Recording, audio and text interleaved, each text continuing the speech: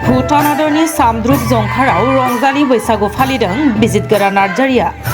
बर' हारिनि दोरोङारि फोरबो बैसागु फोरबो सौफैनाय लोगो लोगोनो दिनै मोसौ बैसागोजों लोब्बा लाखिनानै बड'लेण्ड टेरिटरियेल काउन्सिल लेजिस्लेटिभ एसेम्ब्लिनि लेङाइ बुंथिगिरि बिजितगोरा नार्जारिनि दैदेननायाव देग्लाय दंफां लाइफां हाजो मिथिंगाजों बुंफबनाय समायना थावनि जायगा भुटान हादरनि सामद्रुप जंखाराव थानाय हटेल तासि गसेलाव सानसेनि हाबाफारि लानानै बर' दोरोङारि फोरबो रंजालि बैसागुखौ गाजा गोमजायै फालिनाय जायो।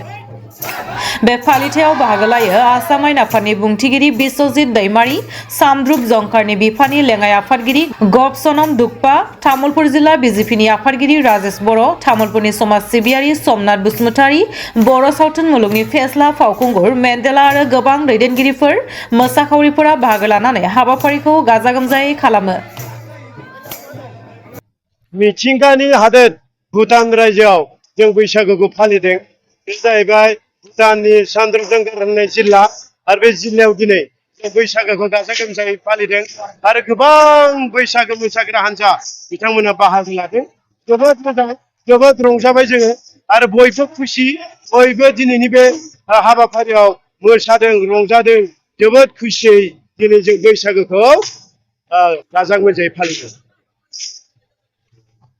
बेयो जाहैबाय एक्चुअलि आङो भुटान हादोरजों नांजाबनाय दारांगाजुलि, जिहेतुके आं भुटान हादोरजों नांजाबनाय दारांगाजुलिनि सासे बिटिसिनि सोद्रोमा हिसाबै बिथांमोनजों खोब मोजां रिलेसन दं, खोब मोजां सम्पर्क दं। ओंखायनो आं बिथांमोना खावलायदों एबार बैसागुखौ सामद्रुप जंखाराव खुंनांगौ होननानै बिथांमोना आंखौ बुंनायलाय आं बे हाबाफारिखौ लादों।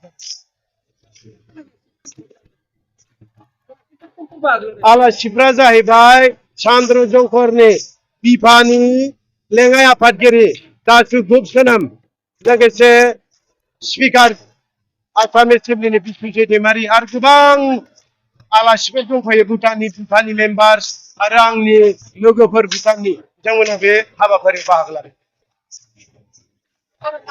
बे हाबाफारिखौ आंनो खुंनाय जादों, आंनो बेखौ माने बे हाबाफारिखौ लानाय जादों। नेक्स्टआव जों आरो गुबुन मोनसे हादोराव बेखौ खुंहैनाय जागोन।